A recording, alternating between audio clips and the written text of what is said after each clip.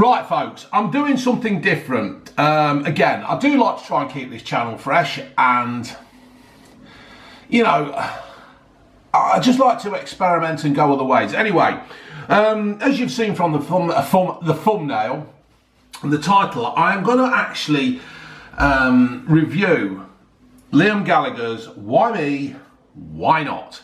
And why not? Why shouldn't I talk about music? I was an Oasis fan. I wasn't the biggest fan. I weren't, one of them that travelled all over the country. Me and Woofy, we did actually go and see Oasis in Sheffield. That were a good night. That were real good. We were quite really at the front. It was a good night. I think the brothers were going through the troubles at the time, but when didn't they? When didn't they? That was all part of the fun, weren't it? So what I want to do, folks, is I want to review this. But first of all, Liam, my old cocker, you owe me some money, mate, because since I've bought this and had it on in my blue van, I've started to take the long road and then probably drive a little bit longer just to listen to the tracks on this album. So you can probably guess, folks, that I'm going to quite on rave about it. I know the album was released in September, and this was going to be a stocking filler from, I think it was going to be from June or Ginge or wherever, I can't remember.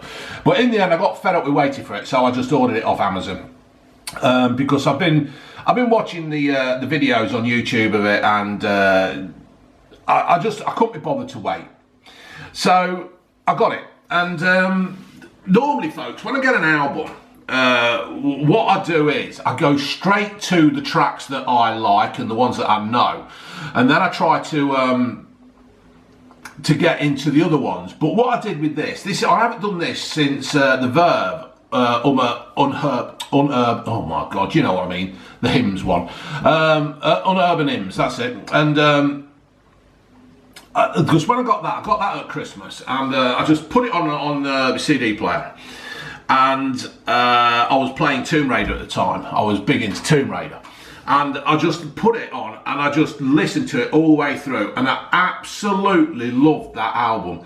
And I've not ever put an album on and just put it on and played it and just gone like that until this one, right? I've put this on in the van.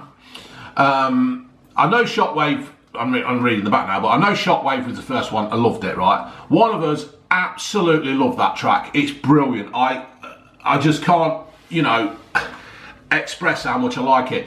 But the thing about this album is, when you put it on, right, and you hear them first few chords, and then it's, you sold me right up the river, and you think, fucking hell.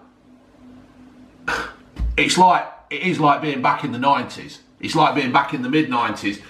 And you can dress it up how you like, right? Yes, the Gallagher brothers were brilliant in Oasis, but Liam was Oasis. When that track starts, that first track, you think, fuck, Oasis are back. I know it isn't, and honestly, I know you probably won't ever see this or whatever, but you can tell with Liam, the longer you listen to it, the more you get listening into this album, you can feel. Now, what I'm going to say sounds bad, but it ain't. But it's not meant to be sounding bad or critical of Liam, but you can hear and you can feel the arrogance, the confidence, the ignorance of him knowing that he is good. And this album that he has just released, it's a modern classic. I can't, this is how good it is, right? I normally listen to, I've got my own little radio programs that I listen to during parts of the day, right? If I'm taking Ginge to college, I put Adi Damon on Radio Leicester, right? And then I'll listen to Radio 5, and then I'll listen to Emma Bunting, and not Emma Bunting, Strith, can't remember her name, on Radio 5. And then I'll listen to somebody else, and I try to keep in with all the local radio stations. But I've not turned this off. I went to the kickoff on Saturday, and I should have been listening to the Man City game, but I got this on because it's so bloody addictive. You just can't switch it off. It's like, now I'm doing this now, but I really want to go out in the van and drive around listening to this because it's that good. And the thing as well is, it's like you're driving along. Now, if you're like me, you're learning the words, aren't you, right? You're learning the words so you can sing along, and obviously some of the words aren't making sense, and you're just going on. And Gingy's going, Dad, it doesn't do that. It doesn't say that. Right, I'll tell you one thing, these bloody things, you can never get them out of the bloody cases, can you? And, oh, look at this fucking thing. And, oh, come on out. Oh, no, I'm looking at a case. I'm not doing it. I'm leaving it in. And I don't know what I was saying. But it's just a great little album. Now, apparently he's had a co-writer on every track, and I can't see the problem in that, because sometimes, you just need to bounce ideas off somebody, and I cannot fault any one of these tracks. And I'm not just saying that, and I'm not just saying it because, Liam might hear it and I might upset Liam. Well, if Liam does hear this and he's not happy with it, that's not my problem, that's his problem. But it is a really good new classic modern album. It's better than stuff that's being released now. I can't understand half of what's being sung or attempted to be sung these days. It just does me head in. I feel like just banging my head against the wall. And this is why I've been listening to Oasis in the van and the Jam and In Excess and stuff like that, because I can't be doing with the crap that they're making nowadays. But this is just like me, being shit back into the 90s, mid-90s, and all that. Britpop, back again. It's absolutely brilliant.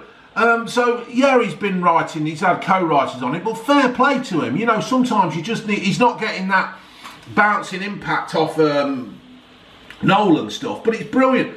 But there is one thing, right, and this is not a criticism, right? Track 5, and they start off with the piano and going da-da-da-da-da-da-da, and it's like, I could just imagine Chaz and Dave doing it. Sorry, Liam, if you do ever see this. But I love it. I love the track. But I'd love to have seen him do that with Chaz and Dave. Obviously, that ain't never going to happen now. But it were brilliant. So I honestly cannot fault this. I'm glad I didn't wait for Christmas to get this, because I absolutely love it. I'm going to sort some stuff out, and then I'm going to go for a ride in the van, because I've got to pick the Ginger one up from college. Well, I haven't got to pick her up. She could actually catch the bus. But no, I've got to pop into Loughborough and do some stuff, so I may as well bring her back at the same time. Yeah, so absolutely brilliant album. I'm really, really chuffed with it. I know it was out in September. I know he's touring now.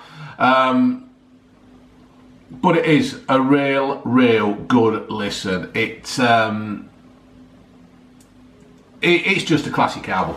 All right, folks, get yourself onto Amazon, eBay, down to any shop that sells this. If you haven't got it, if you're thinking about buying it and you've not bought it and you're thinking, shall I shout, you ain't going to be disappointed. You are not going to be disappointed in this. It is one of the best albums I have ever had. Right, folks, laters.